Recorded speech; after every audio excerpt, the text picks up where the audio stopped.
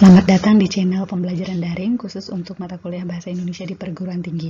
Bagi Anda yang belum subscribe, silahkan subscribe dan tekan tombol loncengnya, kemudian tekan tombol like, dan bagikan ke seluruh akun media sosial yang Anda miliki. Nah, kali ini kita akan membahas mengenai jenis kalimat dalam Bahasa Indonesia yang tentunya beragam sekali. Ada jenis kalimat yang berdasarkan kategorinya masing-masing.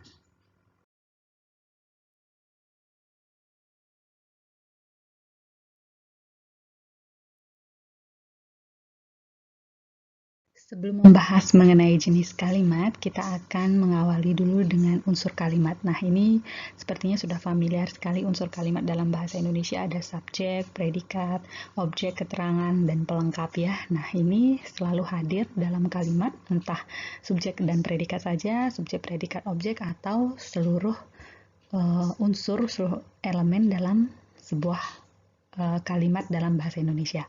Nah, kita bahas mengenai subjek. Subjek merupakan salah satu fungsi dalam kalimat yang merupakan bagian klausa yang menjadi pokok kalimat. Nah, inti kalimatnya itu adalah subjek ya. Subjek dapat berupa kata benda, kelompok kata benda, atau klausa. Contohnya misalnya saya, kemudian kata benda, buku, lemari, dan lain sebagainya. Nah, ini sudah Anda pahami sejak dahulu. Mungkin perbedaannya nanti subjeknya ini ada kategori-kategori yang lain. Kemudian yang kedua adalah predikat. Predikat atau disingkat P dapat berupa kata kerja, kata sifat, atau kata benda. Jika berupa kata kerja atau kata sifat, predikat dapat diingkarkan dengan kata tidak. Diingkarkan itu artinya dibubuhi ya, dan juga diberikan ingkaran terhadap kata tidak. Jika kata benda, predikat dapat diingkarkan dengan kata bukan. Ya, jadi untuk membedakan mana sih sebenarnya predikat dan objek. Predikat bisa berupa kata kerja, misalnya contohnya adalah membaca, berbicara, menulis, dan lain sebagainya. Kemudian kita melangkah ke unsur kalimat yang ketiga adalah objek. Objek itu terletak setelah predikat berverba aktif transitif ya, yang ditandai dengan imbuhan kan, i, dan men. Kemudian ciri objek yang lain yaitu dapat menjadi subjek dalam kalimat pasif. Ya, jadi kalau misalnya Anda untuk mengetahui objek itu ketika Anda ubah ke dalam kalimat pasif itu dapat menjadi subjek. Itu ciri-cirinya ya. Kemudian yang selanjutnya adalah keterangan. Keterangan ini dapat berpindah posisi di awal, akhir, dan tengah kalimat. Jadi untuk mengecek yang mana termasuk keterangan itu dapat berubah posisi. Dapat berupa keterangan tambahan, pewatas, atau keterangan aposisi. Dan yang terakhir adalah pelengkap. Ini memiliki ciri tidak dapat dijadikan subjek ketika dalam kalimat pasif. Nah, beberapa unsur kalimat ini bisa Anda lengkapi referensinya dengan membaca modul Bahasa Indonesia di perguruan tinggi. Itu sudah lengkap ya, bagaimana subjek, contoh-contoh subjek, perluasan subjek, perluasan predikat, objek, keterangan, dan pelengkap, dan juga bagaimana cara membuktikan apakah ini predikat, objek, keterangan, atau pelengkap. Kita sampai pada pembahasan jenis kalimat berdasarkan kategori ya. Nah, yang pertama itu jenis-jenis kalimat berdasarkan unsur kalimat. Ya, tadi itu unsur kalimat ada apa saja? Ya, subjek, predikat, objek, keterangan, dan pelengkap. Nah, jenis kalimat berdasarkan unsur kalimatnya, yang pertama adalah ada kalimat lengkap. Kalimat lengkap ini minimal harus memiliki subjek dan predikat. Nah, kalau ada subjek dan predikat itu minimal ya, baru bisa disebut dengan kalimat. Jadi kalau masih subjek saja berdiri sendiri itu belum bisa disebut kalimat ya. Jadi minimal kalimat lengkap itu adalah kalimat yang terdiri atas subjek dan predikat minimal. Nah, kemudian ada juga kalimat tidak lengkap.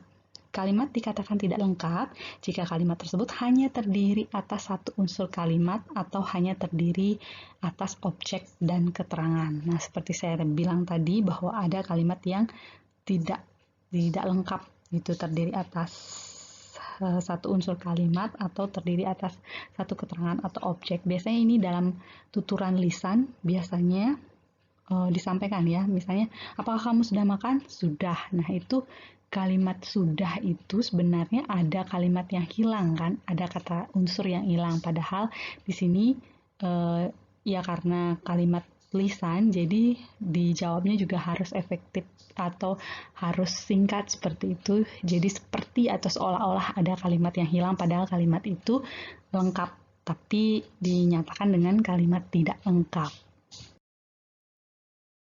Yang kedua yaitu jenis kalimat berdasarkan pengucapannya, yaitu kalimat langsung dan kalimat tidak langsung. Ini sudah familiar sekali ya, bahwa kalimat langsung adalah kalimat yang digunakan untuk mengutip ucapan seseorang tanpa mengubah sedikit pun apa yang diutarakan oleh orang itu ya. Intinya tidak diubah itu. Inti maupun susunan dan lain sebagainya itu tidak diubah. Biasanya kalau di tataran tulisan itu ditandai dengan tanda petik yang digunakan untuk membedakan kalimat kutipan dengan kalimat yang menjelaskan kutipan tersebut. Kemudian yang kedua adalah kalimat tidak langsung, adalah kalimat yang digunakan untuk menceritakan kembali pokok ucapan seorang tanpa perlu mengutip sama persis seperti ucapan aslinya. Kalimat ini terdiri atas lebih dari satu klausa dan dihubungkan dengan kata tertentu seperti bahwa, jika. Jadi ini mengutip kalimat orang lain dengan bahasa sendiri. Jadi intinya sama tetapi diterjemahkan dengan bahasa sendiri atau bahasa yang berbeda. Jadi kalimat langsung itu mengutip langsung utuh tanpa mengubah apapun. Kalimat tidak langsung itu dapat mengubah tetapi tidak mengubah maknanya. Selanjutnya yaitu jenis-jenis kalimat berdasarkan subjeknya. Nah, berdasarkan subjeknya, kalimat itu dibedakan menjadi dua jenisnya, yaitu yang pertama adalah kalimat aktif. Nah, ini mungkin familiar sekali juga Anda sudah mendapatkan pengetahuan ini sejak SMA ya. Kalimat aktif adalah kalimat di mana subjeknya di dalamnya melakukan suatu tindakan. Nah, kata kerja biasanya ditandai dengan kata kerja berimbuhan me dan ber. Selain itu, kalimat ini juga bisa menggunakan kata dasar yang tidak memiliki imbuhan. Contoh, saya menaiki kendaraan, saya bermain sepak bola. Ya. Kemudian yang kedua adalah kalimat pasif. Kalimat di mana subjek yang di dalamnya melakukan suatu tindakan dikenai pekerjaan atau tindakan. Kata kerja kalimat ini berimbuhan di dan ter. Selain itu, jenis kalimat ini juga bisa menggunakan kata dasar yang dan akhiran kan. Contohnya, saya dipukul kamu. Bunga itu terbawa arus air, seperti itu ya. Nah, biasanya kalimat aktif sama kalimat pasif ini biasanya saling melengkapi atau saling bisa bertukar ya. Kalimat aktif bisa dipasifkan dan kalimat pasif juga bisa diaktifkan. Tapi ada beberapa jenis kata kerjanya yang memang tidak bisa saling menggantikan. Artinya ada beberapa kata kerja kalimat aktif yang tidak bisa diubah menjadi kalimat pasif. Dan begitu juga sebaliknya, ada kata kerja kalimat pasif yang tidak bisa diubah menjadi kalimat aktif. Jenis kalimat berdasarkan struktur gramatikal. Yang pertama yaitu kalimat tunggal atau biasa disebut dengan kalimat simpleks. Nah, kalimat ini terdiri atas satu klausa atau satu struktur predikat. Satu struktur predikat bisa bervariasi ya, bisa subjek predikat, bisa subjek predikat objek, subjek predikat lengkap, bahkan bisa predikat saja. Itu kalimat tunggal atau kalimat simpleks seperti itu. Contohnya misalnya, Bapak itu guru kami, saya berangkat jam 7 pagi. Nah, di sini sudah ada keterangannya masing-masing yang menandakan bahwa ini adalah sebuah kalimat tunggal. Tidak ada perluasan baik di dalam unsur yang satu ke unsur yang lain ya.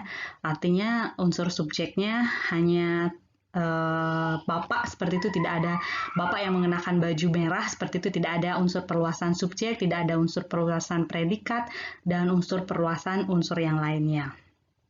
Nah, yang kedua adalah kalimat majemuk. Ya, nah kalimat majemuk ini banyak sekali contohnya. Ada kalimat majemuk setara, kalimat majemuk pertentangan, kalimat majemuk sebab akibat, itu banyak sekali. Jadi saya minta Anda untuk melengkapi referensi terkait kalimat majemuk ini dan juga membaca contoh-contohnya ya, terutama kalimat majemuk yang sering itu keluar ya dalam tes maupun nanti pada saat praktiknya di lapangan. Itu biasanya kalimat majemuk setara, pertentangan, kemudian kalimat majemuk perluasan, seperti itu banyak sekali. Jadi Anda bisa mempelajarinya secara lebih mendalam. Nah, kalimat majemuk ini tentu berbeda dengan kalimat tunggal tadi ya. Kalimat yang terdiri atas klausa utama atau ada induk kalimat dan anak kalimat. Ini pembedanya ya. Tadi kalimat tunggal itu hanya ada satu satu unsur, biasa disebut dengan induk kalimat. Kalau kalimat majemuk itu ada induk kalimat dan anak kalimatnya.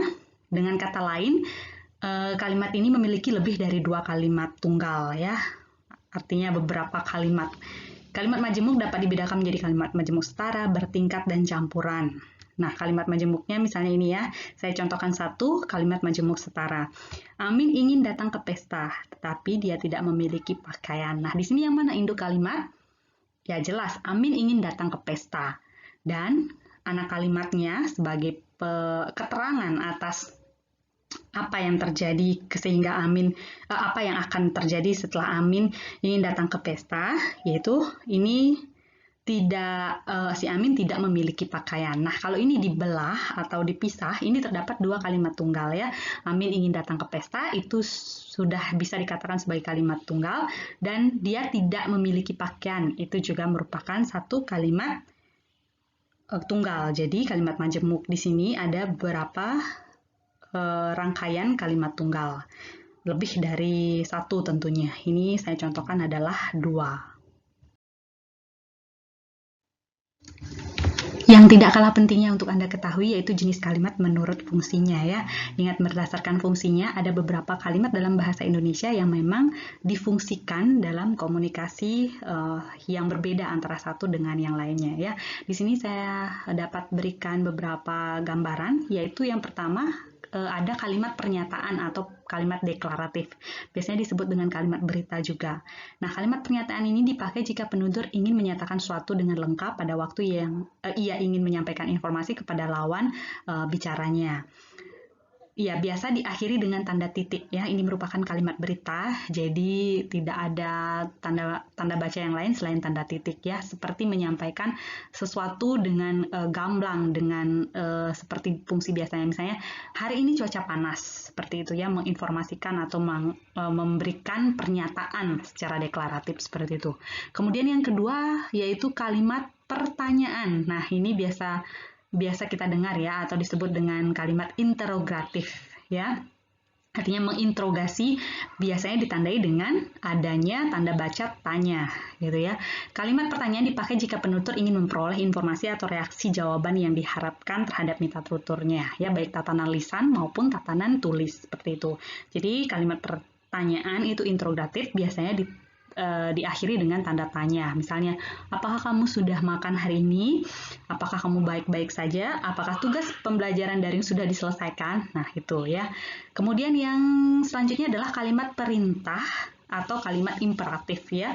Kalimat perintah ini biasanya berisi permintaan atau berisi sesuatu yang si mitra tutur, si penutur ini menginginkan mitra tutur melakukan sesuatu.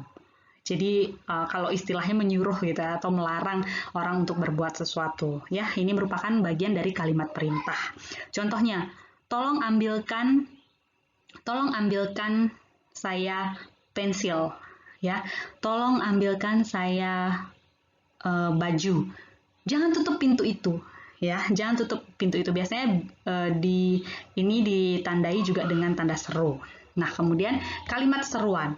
Kalimat seruan ini dipakai jika penutur ingin mengungkapkan perasaan yang kuat atau yang mendadak, yaitu ya biasanya itu seruan itu mengekspresikan kekaguman atau kekecewaan yang mendalam seperti itu. Biasanya disampaikan dengan kata-kata, wah bagus sekali lukisan ini, seperti itu ya, atau astaga apakah benar kamu yang melakukannya, seperti itu. Jadi ini berdasarkan fungsinya ada beberapa kalimat yang harus Anda pahami karena setiap kalimat-kalimat ini memiliki identitas atau cirinya masing-masing.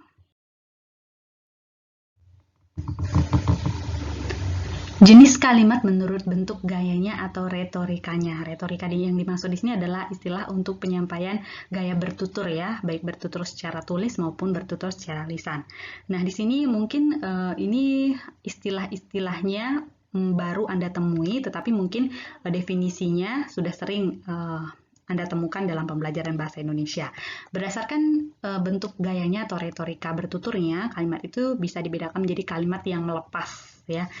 yaitu kalimat yang disusun dengan diawali unsur utama, yaitu induk kalimat, dan diikuti oleh unsur tambahan, yaitu anak kalimat. Gaya penyajian kalimat ini disebut gaya melepas gitu kalau istilahnya kita sebut ya. Unsur kalimat, anak kalimat ini seakan-akan dilepaskan saja oleh penulisnya, dan kalaupun unsur ini tidak diucapkan, kalimat itu sudah bermakna lengkap.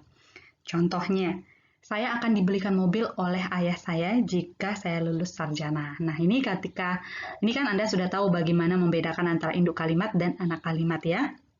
Saya akan dibelikan mobil oleh ayah saya.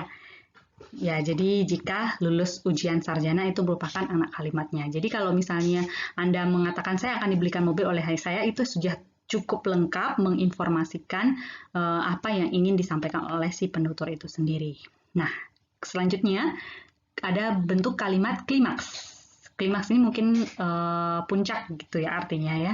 Jika kalimat itu disusun dengan diawali oleh anak kalimat dan diikuti oleh induk kalimat, gaya penyajian kalimat ini disebut kalimat berklimaks. Jadi pembaca belum dapat memahami kalimat tersebut jika baru membaca anak kalimatnya saja.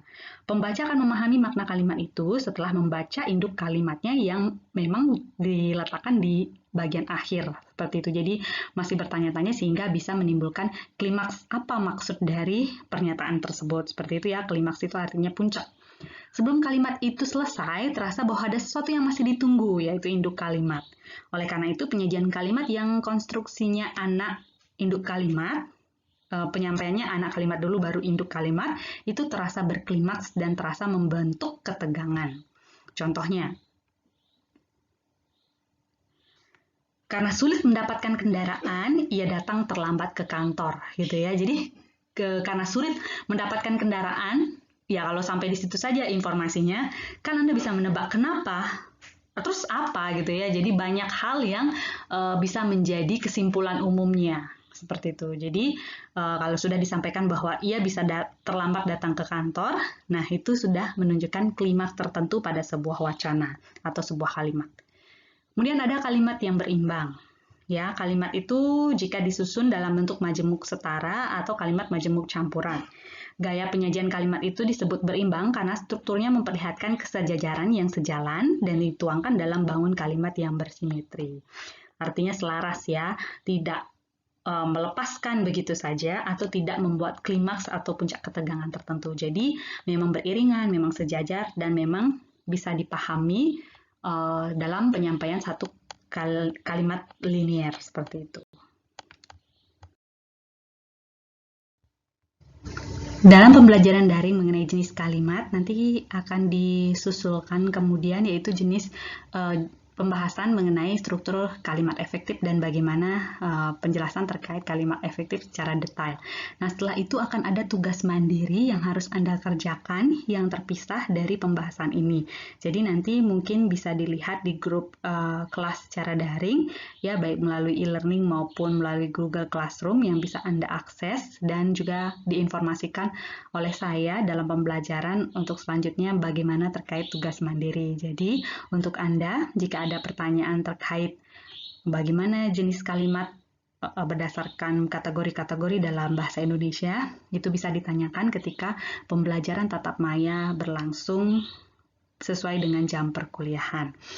Tugas mandirinya tetap ada dan semoga dapat menyimak dengan baik apa yang disampaikan dan semoga bisa dipahami dengan jelas dan tentu nanti bisa dipraktikkan secara lebih mendalam terkait penggunaan bahasa Indonesia, terutama bagaimana Anda mengkategorikan jenis kalimat ini berdasarkan kategorinya masing-masing.